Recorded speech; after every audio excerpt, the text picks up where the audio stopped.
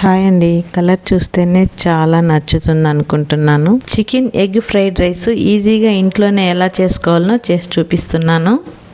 1 year పిల్లల నుంచి 70-80 సంవత్సరాల వయసు గల వాళ్ళు కూడా ఇష్టంగా మంచిగా తినచ్చు. ఇది ఎందుకు అలా చెప్పానంటే నిజంగా కూడా మసాలా అనేది అస్సలు తీసుకోలేదు. టేస్ట్ అయితే చాలా బాగుంది. నేనైతే బాస్మతి రైస్ 1 గ్లాస్ తీసుకున్నాను. బాగా 3 టైమ్స్ దాకా కడిగి 10 మిరియాలు, 1 టేబుల్ స్పూన్ నెయ్యి, కొద్దిగా ఉప్పు, 1 ఇలాచీ వేసుకొని బాగా కలిపి పక్కన పెట్టేసుకున్నాను. 200 గ్రామ్స్ దాకా తీసుకున్నాను ఈ చికెన్ నేను 1/2 కిలో చికెన్ తెచ్చుకున్నాను.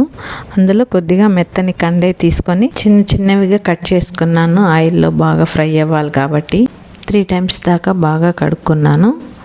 కొద్దిగా ఉప్పు, మిరియాల పొడి, టేబుల్ స్పూన్ ఆయిల్, అల్లం పేస్ట్ వేసుకొని ఇలా కలిపితే చికెన్ అనేది సాఫ్ట్గా ఉంటుంది. ఫ్రై చేసుకునేటప్పుడు గట్టిగా లేకుండా బాగా సాఫ్ట్గా ఉంటుంది. ఈ విధంగా కలిపి 1 అవర్ దాకా పక్కన పెట్టేసుకోవాలి. నిజంగా కూడా చికెన్ ఎగ్ అనేది హెల్త్కి చాలా మంచిది. నేను మా మనవరాళ్ళు కూడా చాలా బాగా ఇష్టంగా తిన్నాము. టేస్ట్ అయితే చాలా బాగుంది. 1 అవర్ నానబెట్టుకున్న బియ్యాన్ని 2 విజిల్స్ పెట్టుకున్నాను. అన్నం అయితే బాగా పొడి పొడిగా వచ్చింది, నెయ్యి వేసుకున్నాం కాబట్టి. ఇదంతా కూడా చూడండి ఎంత పొడిగా ఉందో. దీన్ని తీసి ఒక ప్లేట్లో ఆరబెట్టుకుంటున్నాను. అన్నం అనేది వేడిగా ఉంటే మెత్తగా అయిపోతుంది. కొద్దిగా ఆరబెట్టుకున్నామంటే పొడి పొడిగా వచ్చేస్తుంది. ఈ విధంగా ఆరబెట్టుకునేటప్పుడే మిరియాలు అనేది కూడా మొత్తం కూడా ఏర్పిచ్చేసాను. మిరియాలు అనేది ఒక్కటి కూడా లేకుండా తీసేసాను. ఎందుకంటే పంటి కింద పడకుండా రైస్ అయితే కమ్మగా ఉండడానికి వేసుకున్నాను. చికెన్ ఫ్రై చేసుకోవడానికి పెనం పెట్టుకున్నాను. కొద్దిగా ఆయిల్ వేసుకొని ముందుగా కలిపి పెట్టుకున్న చికెన్ తీసుకొని కొద్దిగా ఫ్రై చేసుకుంటున్నాను. ఎక్కువ ఆయిల్ తీసుకోవట్లేదు, ఆయిల్ కూడా కొద్దిగానే తీసుకుంటున్నాను. ఇంతే, ఒక 2 స్పూన్ల ఆయిల్ తీసుకొని చికెన్ కొద్దిగా ఫ్రై చేసుకుంటున్నా.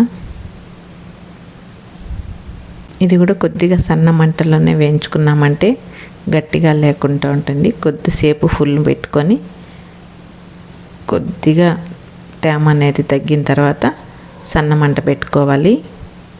బాండలికి అలా అతుక్కోకుండా కొద్దిసేపు కలబెట్టామంటే విడివిడిగా బాగా ఫ్రై అవుతుంది. మూత పెట్టుకొని సన్న మంటలో పెట్టుకోవాలి. కొద్దిగా వేగిన తర్వాత దగ్గరుండి కలుపుకుంటూ బాగా ఫ్రై చేసుకోవాలి. పెనం పెట్టుకొని కొద్దిగా ఆయిల్, కొద్దిగా నెయ్యి వేసుకున్నాను. పచ్చిమిర్చి వేసుకొని పచ్చిమిర్చి 2 ఎర్రగడ్డలు తీసుకున్నాను.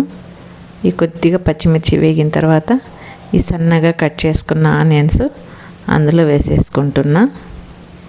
ఇదంతా కూడా ఒక 1/4 భాగం అలా వేయించుకుంటే సరిపోతుంది. ఈ ఆనియన్స్ అనేది చికెన్ అటు సైడ్ పెట్టేసుకున్నాను. ఇటు సైడ్ తిరగమాత చేసుకుంటున్నా. చికెన్ కూడా బాగా బ్రౌన్ కలర్కి వచ్చింది. కొద్దిగా క్యారెట్ సన్నగా తురుముకున్నాను. క్యారెట్ అనేది అందులో వేసేసుకుంటున్నా. తురుముకున్న క్యారెట్ని. ఎంత హెల్దీ చెప్పండి. క్యారెట్, చికెను, ఎగ్గు అసలు చాలా హెల్దీ ఫుడ్. ఈ క్యారెట్ అనేది కూడా బాగా పచ్చి వాసన పోయేదాకా బాగా ఫ్రై చేసుకోవాలి.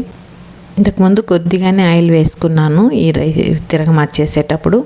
అటు సైడు చికెన్ వేయించుకున్న ఆయిల్ ఇందులో వేసుకుంటున్నా. చికెన్ బాగా 2 టైమ్స్ దాకా ఫ్రై చేసుకొని పక్కన పెట్టుకున్నాను. ఇప్పుడు ఈ పెనంలోనే 2 ఎగ్స్ తీసుకొని బాగా ఫ్రై చేసుకుంటున్నా. ఎగ్స్ని అందులోనే ఆ చికెన్ కూడా వేసుకొని బాగా కలుపుకోవాలి. ఆ కలుపుకున్న దాన్ని ఇందులో వేసేసుకోవాలి. ఈ విధంగా కలుపుకొని ఆ ఎగ్లో చికెన్ వేసుకున్నామంటే ఎగ్ అనేది బాగా పొడి పొడిగా అయిపోతుంది. అసలు చికెన్ అయితే చాలా బ్రౌన్ కలర్కి కరెక్ట్గా ఫ్రై అయ్యింది. చికెన్ కూడా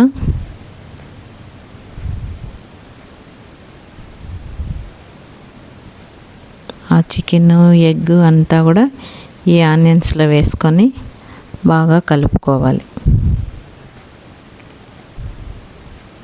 ఈ ఆనియన్స్ క్యారెట్ ఫ్లేవర్ అంతా కూడా ఆ చికెన్కి ఎగ్కి బాగా పట్టేదాకా ఫ్రై చేసుకొని ఇందులో కొద్దిగా మిరియాల పొడి, కొద్దిగా కరివేపాకు, కొద్దిగా ఉప్పు వేసుకొని బాగా ఫ్రై చేసుకోవాలి.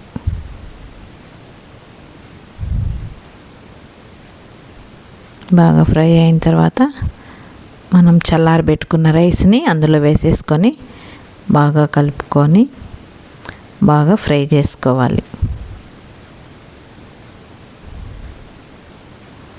ఈ విధంగా ఫ్రై అయిన తర్వాత బాగా ఫ్రై చేయాలి. అప్పుడే టేస్ట్ అనేది బాగుంటుంది. అన్నం అంతా కూడా కొద్దిగా వేసుకొని పొడి పొడిగా. రైస్ అయితే చాలా బాగా వచ్చింది. 2 విజిల్స్ పెట్టుకున్నా కూడా అన్నం కూడా బాగా ఉడికింది.